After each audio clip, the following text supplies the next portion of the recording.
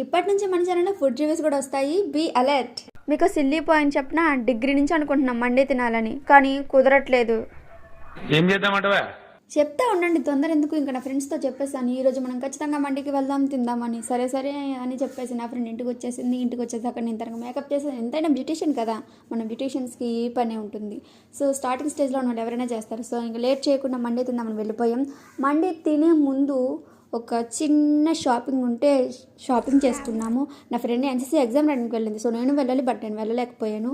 ఇంకా తర్వాత నా ఫ్రెండ్ కోసం వెయిట్ చేస్తూ మండి తినడానికి రెడీగా ఉన్నాం. బట్ మండి తినకుండా పానీపూరి తిన్నాం. ఇది అంటారు దైవ నిర్ణయం, బట్ ఏం చేస్తాం, తినలేకపోయాము. ఇంకా సరే అనేసి పానీపూరి తినడానికి వెళ్ళిపోయాం. పానీపూరి మాత్రం సూపర్ ఉంది.